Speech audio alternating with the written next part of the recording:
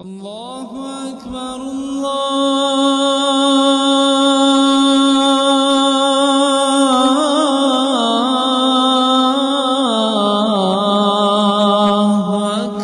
ونستعينه ونستغفره ونعوذ بالله من شرور أنفسنا ومن سيئات أعمالنا من يهده الله فلا مضل له ومن يضلل فلا هادي له وأشهد أن لا إله إلا الله وأشهد أن محمدا عبده ورسوله يا أيها الذين آمنوا اتقوا الله حق تقاته ولا تموتن إلا وأنتم مسلمون يا أيها الناس اعبدوا ربكم الذي خلقكم من نفس واحدة وخلق منها زوجها وبث منهما رجالا كثيرا ونساء واتقوا الله الذي تساءلون به والأرحام إن الله كان عليكم رقيبا يا أيها الذين آمنوا اتقوا الله وقولوا قولا سديدا يصلح لكم أعمالكم ويغفر لكم ذنوبكم ومن يطع الله ورسوله فقد فاز فوزا عظيما أما بعد فإن خير الحديث كتاب الله وخير الهدي هدي محمد صلى الله عليه وسلم وشر الأمور محدثاتها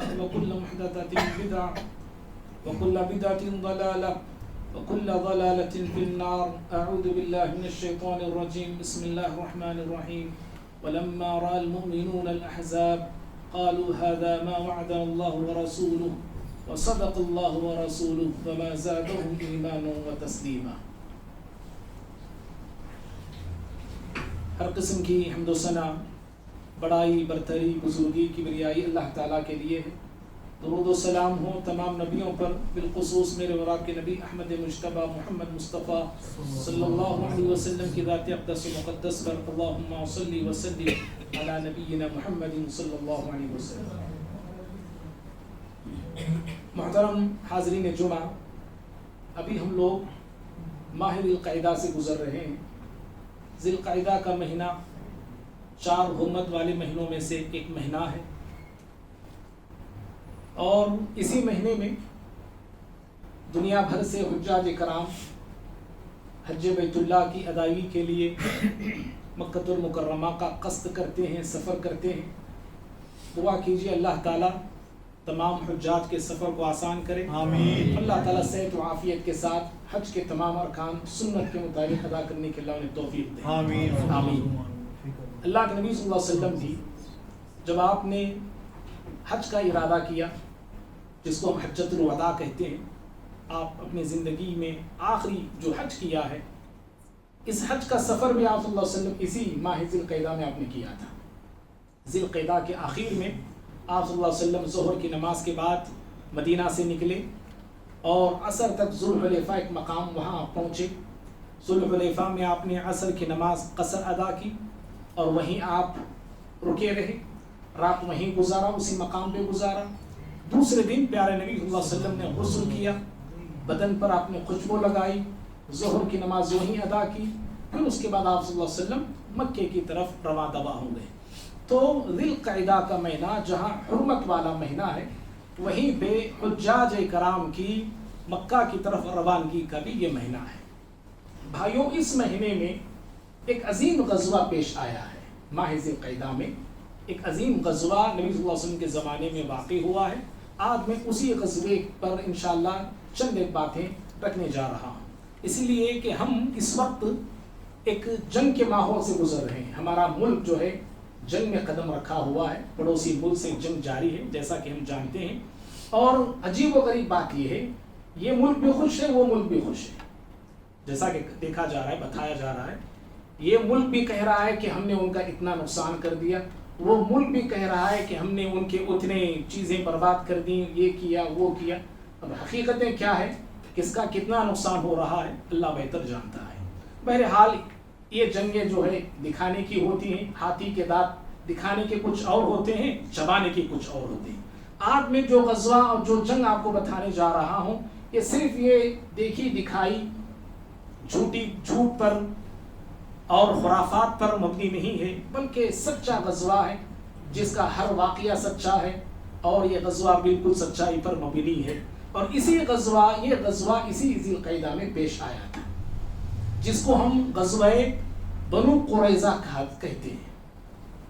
ہم سب جانتے ہیں پیارے نبی صلی اللہ علیہ وسلم جب مدینہ آپ ہجرت کر کے پہنچے تو مدینے میں یہودیوں کی ایک بہت بڑی آبادی تھی. 3 بڑے قبائل تھے یہودیوں کے، بنو قینقاع، بنو نذیر، بنو قریظہ. اور ان یہودیوں سے آپ کا اگریمنٹ تھا، معاہدہ تھا، جسے میثاق مدینہ بھی کہا جاتا ہے، کہ ہم سب مل کر مدینہ کا دفاع کریں گے، مدینے کی حفاظت کریں گے، اور ساری باتیں طے پائی تھی. بنو قینقاع اور بنو نذیر نے اس عہد کو آگے چل کے توڑ دیا، اس اگریمنٹ کو ختم کر دیا. جب انہوں نے اس عہد کو توڑا، اس کی سزا بھی انہیں ملی. پیارے نبی صلی اللہ علیہ وسلم نے انہیں جلا وطن کر دیا، یہ لوگ جا کے خیبر آباد ہو گئے. لیکن بنو نذیر یہ جو قبیلہ ہے، یہ قبیلہ بڑا شریر قبیلہ تھا.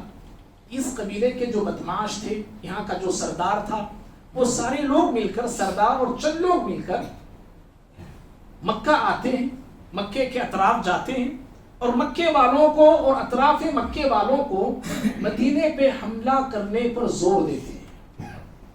جنگ بدر ہو گئی تھی، احد ہو گئی تھی، اب تیسری جنگ کے لیے یہ لوگ آگ بھڑکا رہے تھے.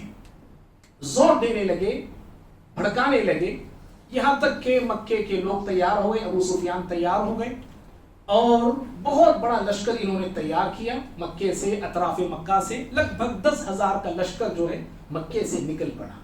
پیارے نبی صلی اللہ علیہ وسلم کو جب پتہ چلا، آپ صلی اللہ علیہ وسلم فوراً مشورہ کیے. سلمان فارسی رضی اللہ عنہ کے مشورے پہ خندق کھودنے میں صحابہ لگ گئے، جان فشانی کے ساتھ دن اور رات ایک کر کے، بھوکے پیاسے رہ کر حضرات صحابہ اکرام رضوان اللہ تعالی علیہم اجمعین نے خندق کو کھودا. اور جب یہ بڑا لشکر مدینے کی طرف پہنچا تو خندق کو دیکھ کے ہکے بکے ہو گئے، تنگ رہ گئے، پریشان رہ گئے. اور بنو نذیر، جہاں انہوں نے مکے والوں کو جنگ کے لیے بھڑکایا اور بڑا لشکر انہوں نے تیار کروایا، وہیں پہ ایک بہت بڑی سازش انہوں نے یہ رچی کہ بنو قریظہ، یہودیوں کا جو تیسرا قبیلہ تھا، انہوں نے اگریمنٹ کو نہیں توڑا تھا، اگریمنٹ پر قائم تھے یہ لوگ، نبی صلی اللہ علیہ وسلم کے ساتھ ملے ہوئے تھے یہ لوگ. بنو نذیر کا جو سردار تھا حوی بن اخطب، وہ بنو قریظہ کے سردار کعب بن سعد سے ملاقات کرتا ہے اور اس سردار سے مل کر اگریمنٹ کو ختم کرنے کے لیے کہتا ہے. اسے بھی ورغلاتا ہے، بہکاتا ہے، پھسلاتا ہے، اور یہاں تک کہ وہ سردار اس کی بات کو مان لیتا ہے، اگریمنٹ کو توڑ دیتا ہے. کس وقت انہوں نے اگریمنٹ کو توڑا، اس معاہدے کو کس وقت انہوں نے توڑا؟ اس وقت جب مسلمان نازک حالات سے گزر رہے تھے، نازک لمحات سے گزر رہے تھے. بھائی تھوڑا جگہ بنائیے. نازک لمحات سے گزر رہے تھے. مصیبت آپ صحابہ کے سامنے، مسلمانوں کے سامنے کھڑی تھی. آفتوں سے، آزمائشوں سے مسلمان گزارے جا رہے تھے. اتنا بڑا لشکر آ کے مدینے کے دہانے کھڑا تھا. اگر اس لشکر کو مدینے میں داخل ہونے کا موقع اور راستہ مل جاتا نا، مدینہ تباہ ہو جاتا، مدینہ برباد ہو جاتا. ایسے حالات سے صحابہ گزر رہے تھے. قرآن نے کہا وَزُلْزِلُوا زِلْزَالًا شَدِيدًا، کہ سارے مدینے کے لوگ، سارے مدینے کے مسلمان بری طرح سے آزمائے گئے، امتحان ان کا لیا گیا. ایسے حالات تھے. اور لمحہ لمحہ، گھڑی گھڑی، پل پل حضرات صحابہ اکرام خندق کی دن اور رات نگرانی کر رہے تھے. جب لشکر آ کے بڑاؤ ڈالا اس طرف، خندق کی اس طرف مشرکین کا لشکر تھا، ہر پل صحابہ اکرام خندق کا جو ہے نگرانی وہ لیا کرتے تھے، تاکہ کہیں کوئی دشمن خندق پار ہو کے مدینے میں داخل ہونے کی کوشش نہ کرے. اور خود پیارے نبی صلی اللہ علیہ وسلم بھی نگرانی آپ بھی وقتاً فوقتاً کیا کرتے تھے. ام سلمہ رضی اللہ تعالی عنہ بیان کرتی ہیں حالات کیسے تھے. دیکھو اس وقت ام سلمہ کہتی ہیں رضی اللہ تعالی عنہ، پیارے نبی صلی اللہ علیہ وسلم میرے خیمے میں آرام کر رہے تھے، درمیانی رات کا وقت تھا، اچانک ایک آواز آپ نے سنی، آپ بیدار ہو گئے، اور بیدار ہو کے آپ خیمے کے باہر آئے، اور خیمے کے باہر آ کے آپ نے صحابہ کو آواز دی. عباد بن بشر رضی اللہ تعالیٰ صحابی وہ وہاں کھڑے تھے، آئے. آپ صلی اللہ علیہ وسلم نے عباد بن بشر سے پوچھا کہ عباد پتہ کرو یہ آواز کیسی تھی. حضرت عباد بن بشر رضی اللہ تعالیٰ عنہ گئے، معلوم کر کے آنے تک ام سلمہ رضی اللہ تعالیٰ عنہ کہتی ہیں کہ پیارے نبی صلی اللہ علیہ وسلم ان کے آنے تک خندق وہ خیمے کے باہر ہی آپ کھڑے تھے. عباد بن بشر آئے اور آ کے خبر دی، کہا اللہ کے نبی صلی اللہ علیہ وسلم وہ آواز عمر بن خطاب رضی اللہ تعالیٰ عنہ کی تھی. کیوں؟ نگرانی خندق کی کرنے کی آج ان کی باری ہے. وہ لوگوں کو جمع کر رہے تھے, گرجدار آواز سے وہ لوگوں کو بلا رہے تھے. ان کے گرجنے کی آواز ہے, ان کی آواز تھی. پیارے نبی صلی اللہ علیہ وسلم پھر آئے, اپنے خیمے میں آپ آرام کر رہے تھے. ام سلمہ کہتے پھر ایک آپ نے آواز سنی. جیسے ہی آپ نے آواز سنی پھر خیمے سے نکلے, یہاں تک کہ خندق کی طرف آپ چلے گئے. صبح تک, فجر تک آپ وہیں رہے, فجر کی نماز پڑھا کے آپ آئے. ایسے حالات سے پیارے نبی صلی اللہ علیہ وسلم مسلمان گزر رہے تھے. بنو قریظہ نے عین جنگ کے وقت, عین جنگ کے وقت, عین مصیبت کے وقت ساتھ چھوڑ دیا. غداری کی, بے وفائی کی, دھوکہ دیا, دشمنوں کا ساتھ دیا, اور دشمنوں کے ساتھ ساز باز انہوں نے کر لی. دشمنوں کی مدد کرنے لگ گئے. ایک طرف دشمن تو وہاں باہر کھڑا تھا, دوسرا دشمن تو مدینے میں منافقین کے شکل میں تھا. منافقین ایک کے بعد دیگرے ایک ایک ساتھ چھوڑنے لگے, اپنے اپنے گھروں کو لوٹنے لگے بہانے بنا کر. اور تیسرا دشمن مدینے میں بنو قریظہ کی شکل میں کھڑا ہو گیا اور پیدا ہو گیا تھا. ایسے حالات تھے. پیارے نبی صلی اللہ علیہ وسلم کو پتا چلا کہ بنو قریظہ نے غداری کی ہے, ہم سے بے وفائی کی ہے, اور دشمنوں کے ساتھ ہاتھ ملا لیا ہے. تو پیارے نبی صلی اللہ علیہ وسلم نے تحقیق کے لیے, تفتیش کے لیے زبیر بن عوام رضی اللہ تعالیٰ عنہ کو روانہ کیا. زبیر بن عوام رضی اللہ عنہ گئے, جا کے حالات کا جائزہ لیا. پتا چلا کہ واقعتاً انہوں نے غداری کی ہے, واقعتاً انہوں نے دشمنوں کے ساتھ ہاتھ ملا لیا ہے. زبیر بن عوام آئے, پیارے نبی صلی اللہ علیہ وسلم کو اطلاع دی. کہا اللہ کے نبی صلی اللہ علیہ وسلم واقعتاً وہ لوگ غدار ہو گئے ہیں, مسلمانوں کو ہم کو دھوکہ انہوں نے دیا ہے. پیارے نبی صلی اللہ علیہ وسلم اسی پر بس نہیں کیا, بلکہ ان کو سمجھانے کے لیے, دھوکے سے باز آنے کے لیے, غداری سے رکنے کے لیے آپ نے ایک وفد روانہ کیا. ایک طرف دشمن یہ ہے, اور دوسری طرف پیارے نبی صلی اللہ علیہ وسلم ان غداروں کو سمجھانے کے لیے وفد, ایک ٹیم آپ نے تیار کی. اوس کے سردار, اوس ایک قبیلہ تھا مدینے کا, اوس کے سردار سعد بن معاذ رضی اللہ عنہ کو آپ نے تیار کیا. خزرج ایک قبیلہ تھا مدینے کا, خزرج کے سردار سعد بن عبادہ کو آپ نے تیار کیا. عبداللہ بن رواحہ, اسید بن حضیر رضی اللہ تعالیٰ عنہ اجمعین, ان صحابہ کو پیارے نبی صلی اللہ علیہ وسلم نے بنو قریظہ کی طرف روانہ کیا. یہ صحابہ آئے, ان کو سمجھایا, ان سے بات چیت ہوئی, لیکن وہ لوگ تیار ہونے کے لیے راضی نہیں تھے. غداری سے بچنے کے لیے, غداری سے نکل آنے کے لیے تیار نہ ہوئی. یہاں تک کہ وہ صحابہ کرام واپس آئے. ادھر اللہ رب العالمین نے اپنی مدد نازل کرتا ہے, اپنی نصرت کو نازل کرتا ہے. تیز ہوائیں, تیز طوفانی ہوائیں راتوں رات چلنے لگتی ہے, فرشتوں کا نزول ہوتا ہے. اور ادھر جو مشرکین 10,000 کا لشکر لیے آئے ہوئے تھے, صبح ہوتے ہوتے سارا لشکر جو ہے نامراد ہو کر, ناکام ہو کر وہاں سے لوٹ جاتا ہے. بڑی حسرتوں کے ساتھ آئے تھے, بڑے ارادوں کے ساتھ آئے تھے, بڑی تمناؤں کو لے کر مشرکین آئے تھے کہ ہم مدینے کی اینٹ سے اینٹ بجا کے رکھ دیں گے, ہم مسلمانوں کو دنیا سے اور صفحہ ہستی سے مٹا دیں گے. یہ گندے عزائم, برے ارادے وہ لے کر آئے تھے, بری تدبیروں کے ساتھ آئے تھے. اللہ تعالیٰ نے ان کی بری تدبیروں کو انہی کے خلاف کر دیا, اور سارے کے سارے نامراد ہو کے وہاں سے لوٹ چلے گئے. اور پیارے نبی صلی اللہ علیہ وسلم خندق سے کامیاب ہو کر لوٹے, گھر آئے, ہتھیار کو اتارا, آپ نے غسل کیا ہی تھا کہ دحیہ کلبی رضی اللہ تعالیٰ جو صحابی ہیں وہ نمودار ہوئے. پیارے نبی صلی اللہ علیہ وسلم نے کہا یہ دحیہ نہیں, ھذا جبریل علیہ السلام, یہ دحیہ کلبی رضی اللہ عنہ کی شکل میں آنے والے جبریل علیہ السلام ہیں. جبریل علیہ السلام دحیہ کلبی رضی اللہ عنہ کی شکل میں آئے, اور آگے پیارے نبی سے مخاطب ہو کے کہا کہ آپ نے ہتھیار کو اتار دیا ہے. لقد وضعتم السلاح, آپ نے ہتھیار, جنگ کے ہتھیار, آپ نے جنگ کا لباس اتار دیا ہے.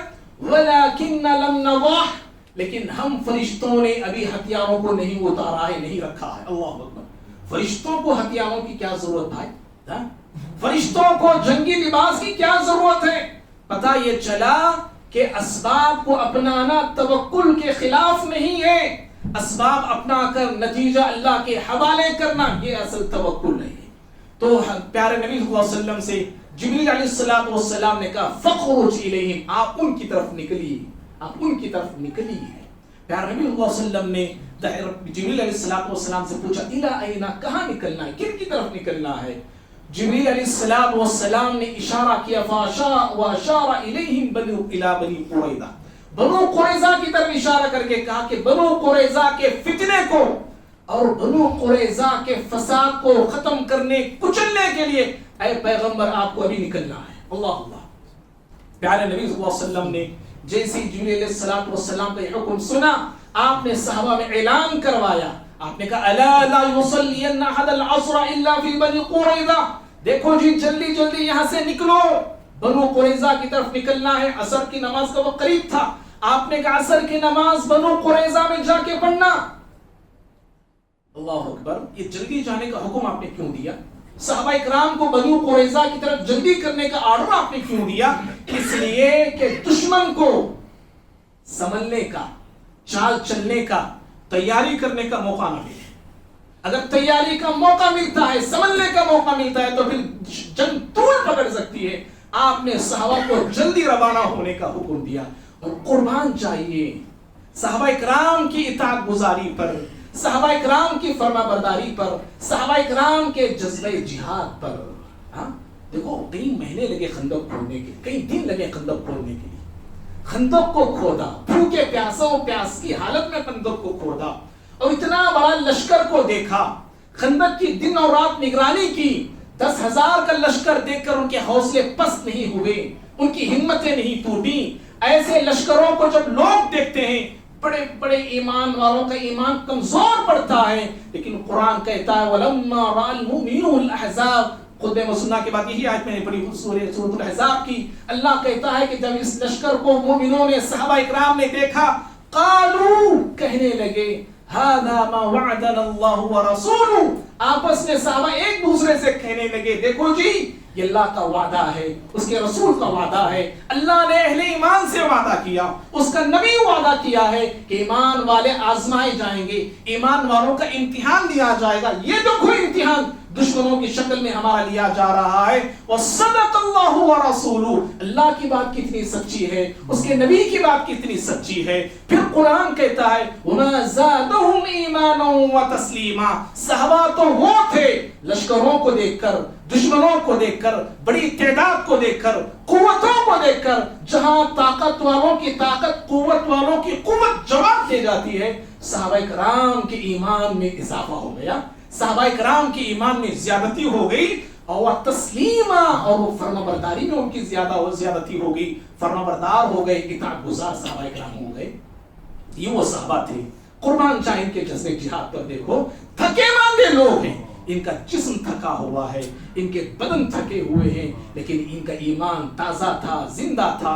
اسی لیے صحابہ کرام نبی کا حکم پانے کے فوراً بعد خندق سے فارغ ہو کے بنو قریظہ کی طرف نکل پڑتے ہیں، بنو قریظہ کی سرکوبی کے لیے اور بنو قریظہ کے فتنے اور فساد کو ختم کرنے کے لیے صحابہ کرام نکل پڑے۔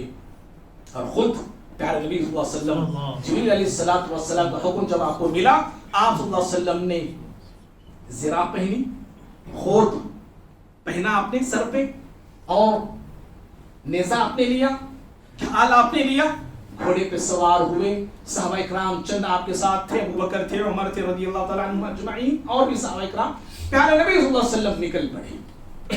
جب آپ بقیع قبرستان سے ہوتے ہوئے آگے نکلے، ایک مقام کے پاس سے آپ گزر رہے تھے، آپ نے دیکھا کہ چند صحابہ اکرام وہاں پہ صف بنائے ہتھیاروں کو لیے کھڑے ہوئے تھے، اور ان صحابہ میں ایک مشہور صحابی ہے حارثہ بن نعمان رضی اللہ تعالیٰ عنہ، بدری صحابی ہے، بڑی فضیلت ہے ان کی، وہ بھی موجود تھے۔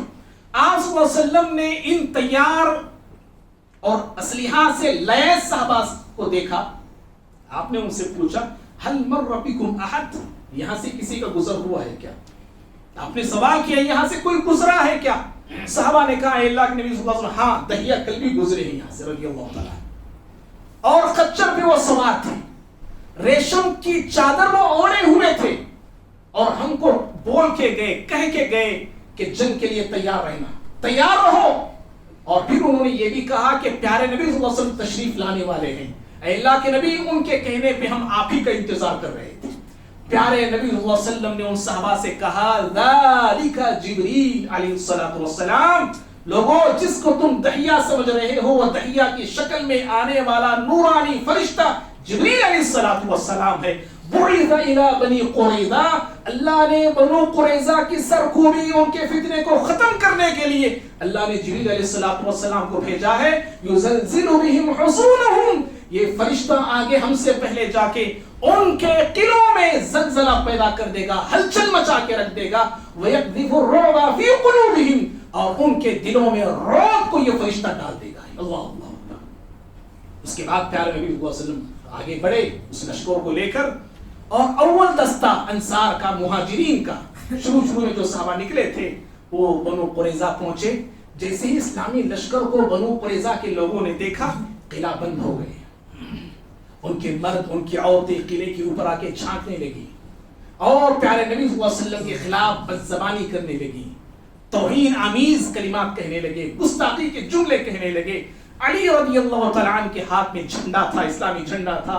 علی رضی اللہ تعالیٰ عنہ بنو قریظہ کے قلعے کی دیواروں کے پاس اس جھنڈے کو گاڑتے ہیں، اس جھنڈے کو انہوں نے وہاں پہ گاڑا۔ اور آپ صلی اللہ علیہ وسلم جب آئے، آپ نے دیکھا کہ سارے بنو قریظہ کے لوگ قلعے کے اوپر سے جھانک رہے تھے، ان کے مرد ان کی عورتیں۔ آپ نے سعد بن ابی وقاص اور دیگر صحابہ کو حکم کیا کہ ان پہ تیر برساؤ۔ حضرات صحابہ کرام سعد بن ابی وقاص رضی اللہ تعالیٰ عنہ وغیرہ ان پہ تیر برسانے لگے، تیروں کی بارش کر دی۔ سعد بن ابی وقاص کہتے ہیں رضی اللہ تعالیٰ عنہ، ہم بہت زیادہ ان پہ تیروں کی بارش کرنے لگے، پھر ہمیں ڈر ہونے لگا کہ کہیں ہمارے تیر ختم نہ ہو جائے، اس لیے ہم نے گیپ دے دے کر وقفے کے ساتھ ان پہ تیروں کو چھوڑنے لگے، اور ہمارے پاس ایک دستہ تیر کو چھوڑ کے تھک جاتا تو دوسرا دستہ تیروں کو چھوڑنے کے لیے تیار رہا کرتا تھا۔ اس طرح تیروں کی بارش بنو قریظہ پہ ہونے لگی۔ اور بھائیوں، یہاں پہ جب تیر زیادہ برسائی ہونے لگی تیروں کی، تو اندرونی حالات کیا تھے بنو قریظہ کے؟ بنو قریظہ میں ایک عقل مند انسان تھا جس کا نام تاریخ میں عمر بن سعدہ آتا ہے۔ عمر بن سعدہ جو بنو قریظہ کا عقل مند انسان کہا جاتا اور مانا جاتا تھا، اس نے بنو قریظہ کے لوگوں کو جمع کیا اور جمع کر کے دو باتیں رکھی بنو قریظہ کے سامنے۔ کہا کہ اے لوگوں، بنو نذیر جو ایک قبیلہ تھا جیسا کہ شروع میں اس کا ذکر ہوا، اور بنو نذیر جس کو پیارے نبی نے چلا وطن کیا، خیبر جا کے آباد ہو گئے تھے، اس عمر بن سعدہ نے کہا کہ بنو نذیر کی تباہی ہمارے سامنے موجود ہے۔ کیسے وہ تباہ ہوئے، کیسے اپنے زمینوں کو، جائیدادوں کو چھوڑ کر وہ چلے گئے، وہ نمونہ ہمارے سامنے ہے۔ پھر کہا بنو قینقا جو تم سے زیادہ طاقت والے تھے، تم سے زیادہ ہتھیار والے تھے، نبی سے ٹکرائے، شکست کھا گئے۔ یاد رکھو، محمد صلی اللہ علیہ وسلم سے ٹکرانے کا مطلب یہ ہے کہ ناکامی اور نامرادی۔ نبی سے جو بھی ٹکراتا ہے وہ ناکام ہوتا ہے۔ اسی لیے بہتری اسی میں ہے کہ ایمان لے آؤ، مسلمان ہو جاؤ۔ قوم نے کہا کہ نہیں، اس نے کہا کہ جب ایمان نہیں لاتے، دوسرا مشورہ میں دیتا ہوں، جزیہ دے دو، ٹیکس دے دو۔ محمد ٹیکس لیتے یا نہیں لیتے وہ الگ بات ہے، ٹیکس کے لیے تو تیار ہو جاؤ۔ انہوں نے اس پہ بھی رضامندی کا اظہار نہیں کیا۔ آخر کار محاصرہ تنگ ہونے لگا، محاصرہ سخت ہونے لگا، اور علی رضی اللہ تعالیٰ عنہ دیکھیے اس وقت ایک ایسا جملہ وہ کہتے ہیں جب محاصرہ سخت ہونے لگا، علی رضی اللہ تعالیٰ عنہ نے مسلمانوں سے مخاطب ہوا اور زوردار گرجدار آواز میں قلعے والوں کی طرف دیکھتے ہوئے آپ کہنے لگے کہ اے مسلمانوں، یا تو آج ہم حمزہ رضی اللہ تعالیٰ عنہ سید الشہداء، حمزہ رضی اللہ تعالیٰ عنہ کی طرح آج ہم جام شہادت پی لیتے ہیں، یا اس قلعے کو فتح کر کے ہی ہم دم لیں گے۔ یہ بڑی گرجدار آواز میں علی رضی اللہ تعالیٰ عنہ نے یہ پکارا، یہ نعرہ لگایا۔ تاریخ کہتی ہے کہ قلعے والوں کے دل دہل گئے، ان کے اندر خوف پیدا ہو گیا، ان کے اندر ڈر پیدا ہو گیا۔ مسلمانوں کا رعب ان کے دلوں میں بیٹھ گیا. حالانکہ محاصرہ جو ہوا تھا قلعے کا، گھیراؤ جو قلعے کا ہوا تھا، 15 سے 20 دن کا گھیراؤ تھا بس. اور ان کے پاس، بنو قریظہ کے پاس کھانے پینے کے سامان وافر مقدار میں تھے، ہتھیار ان کے پاس تھے، پانی کے کنویں ان کے قلعے کے اندر موجود تھے، ساری چیزیں ان کے پاس موجود تھی. کئی مہینوں تک وہ قلعہ بند ہو کر آرام سے قلعے کے اندر رہ سکتے تھے. لیکن 15-20 دنوں میں اللہ تعالیٰ نے مسلمانوں کا رعب ان کے دلوں میں ایسے ڈال دیا، ان کے پیتے پانی ہو گئے، ان کا دل دہلنے لگا. رعب یہ بہت بڑا انعام ہے مسلمانوں کو اللہ کی طرف سے، بہت بڑی مدد ہے یہ اللہ تعالیٰ کی مسلمانوں کے لیے. آج یہی رعب مسلمانوں کا چھین لیا گیا ہے، مسلمانوں کا رعب ختم ہو گیا ہے دشمنوں کے دلوں سے. اور دشمنوں کا رعب، دشمنوں کا خوف، دشمنوں کا ڈر آج ہمارے دلوں کے اندر پیدا ہو گیا ہے. بھائیوں یاد رکھو، ہمارے حالات بدل سکتے ہیں، پھر سے اللہ تعالیٰ ہمارا رعب دشمنوں کے دلوں میں طاری کر سکتا ہے. ضرورت ہے اللہ تعالیٰ سے اپنے تعلق کو بنانے کی، اللہ تعالیٰ سے اپنے رشتے کو مضبوط کرنے کی، اللہ تعالیٰ کی توحید کو اپنانے کی، توحید کے علم بردار ہونے کی، اللہ تعالیٰ ہی کے لیے جینے والے، اللہ ہی کے لیے مرنے والے بننے کی. جب ہم ایسا بنیں گے اور اللہ کے گھروں کو آباد رکھیں گے، آباد کریں گے، اور جہاں غیر اللہ کے لیے سجدے ہوتے ہیں، غیر اللہ کے لیے جہاں نیازیں ہوتی ہیں، غیر اللہ کے سامنے جہاں جھکا جاتا ہے، جب تک وہ اڈے ویران نہیں ہوتے اور جب تک ان اڈوں پر مکڑیاں جالا نہیں بنا لیتی، تب تک ہماری حالت بدلنے والی نہیں ہے. یاد رکھنا، اگرچہ کہ ہم سارے مسلمان ایک ہو جائیں، مشرک موحد سارے روڑوں پہ آ جائیں، غیر اللہ کو ماننے والے، اللہ کو ماننے والے ایک پلیٹ فارم پہ آ جائیں، تب بھی ہماری حالت بدلتی نہیں جب تک ہم اپنی سوچ کو نہیں بدلتے اور جب تک ہم اللہ تعالیٰ کے دین کو صحیح طور پہ اپنا نہیں لیتے. رعب کیسا ہے؟ اگر 313 بھی آج حقیقی مسلمان کھڑے ہو جائے نا، یہ 313 کافی ہے جی. لاکھوں میں ہے، ہزاروں میں ہے، لیکن ہمارے دل، ہماری زندگیاں حقیقی ایمان سے خالی ہے.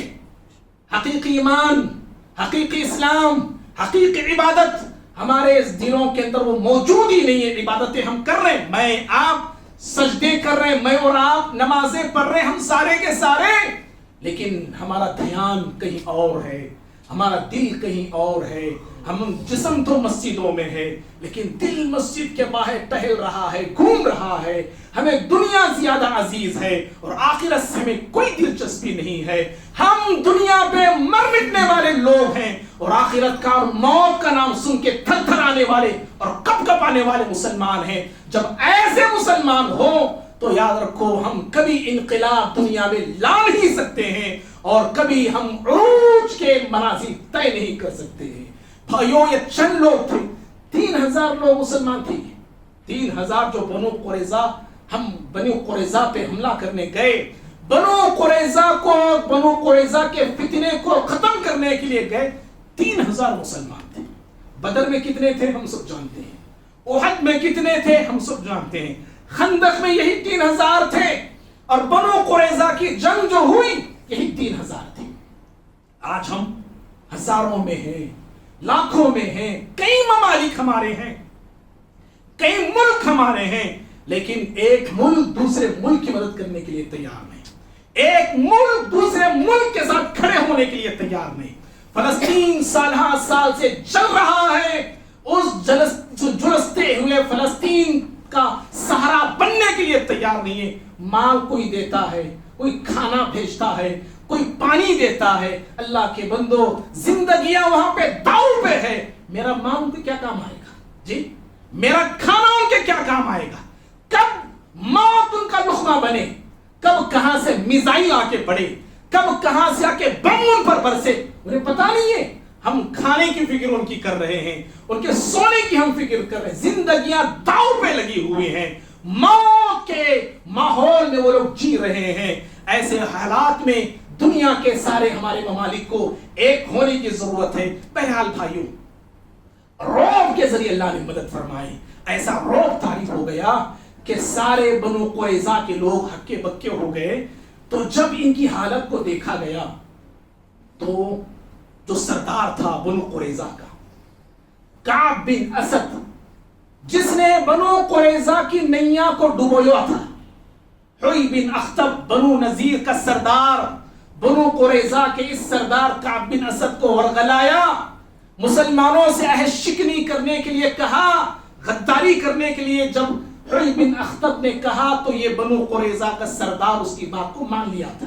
اب وہ سردار کھڑا ہوتا ہے اور کھڑا ہو کے قوم سے کہنے لگتا ہے، ایسا کرتے ہیں کہ محاصرہ تنگ ہو رہا ہے، چلو ہم صلح کر لیتے ہیں، محمد صلی اللہ علیہ وسلم سے مذاکرات کر لیتے ہیں، بات چیت کرتے ہیں، بات چیت کے ذریعے مسئلے کو حل کرنے کی کوشش کرتے ہیں.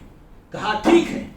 نباش بن قیس جو ان کی طرف سے ایک آدمی تھا، اس کو انہوں نے روانہ کیا نبی صلی اللہ علیہ وسلم کے پاس. نباش بن قیس آتا ہے اور آ کے دو باتیں رکھتا ہے نبی صلی اللہ علیہ وسلم کے سامنے. کہتا ہے محمد صلی اللہ علیہ وسلم ہماری دو شرائط ہیں، اگر آپ دو شرائط مان لیتے ہیں، دو میں سے ایک بھی مان لیتے ہیں، ہم ہتھیار ڈالنے کے لیے تیار ہیں. آپ نے کہا کہ کیا شرائط ہے؟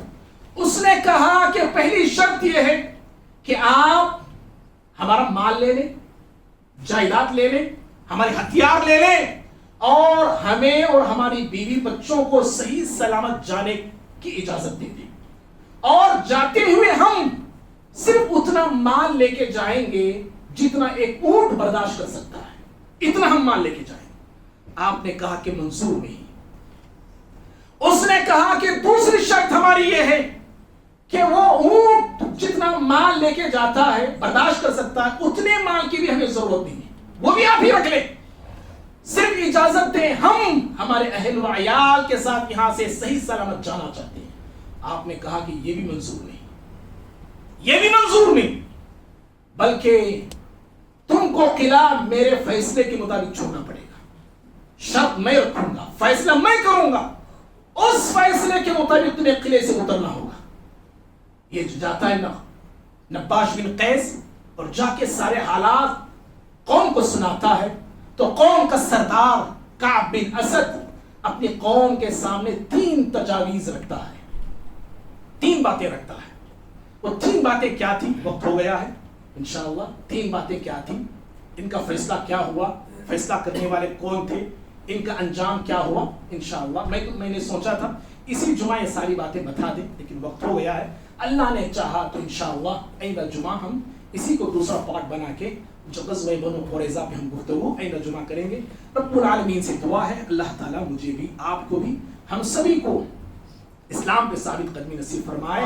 صحیح ایمان، صحیح اسلام ہم سب کو اپنانے کے اللہ توفیق عطا فرمائے. اللہ رب العالمین ہم تمام کو دنیا سے زیادہ آخرت کی فکر کرنے والے اور آخرت سے محبت کرنے والے بنائے. اللہ رب العالمین ہم تمام کے ایمان میں، اعمال میں اللہ برکت عطا فرمائے، جان میں، وقت میں، مال اور دولت میں اللہ برکت عطا فرمائے. اللہ رب العالمین توحید پہ ہم تمام کو قائم رکھے. موت آئے تو اللہ تعالیٰ اسی توحید پہ ہم تمام کو موت عطا فرمائے. اور جو حالات ملک کے بگڑ رہے ہیں اللہ تعالیٰ ان حالات پر رحم فرمائے. مسلمانوں کے فیور میں اللہ تعالیٰ ان حالات کو بنائے، اور دشمنوں کے اللہ تعالیٰ صفوں میں اختلاف انتشار کو پیدا کر دے. اور جو حجاج یہاں سے ہمارے اس شہر سے اور دنیا بھر سے جو جا رہے ہیں اللہ تعالیٰ تمام کے سفر کو آسان کرے، صحیح سلامت اللہ تعالیٰ نے مکہ المکرمہ پہنچائے. اللہ صحت و عافیت اللہ ہمیں بھی دے، اللہ تعالیٰ ان حجاج کو بھی عطا کرے.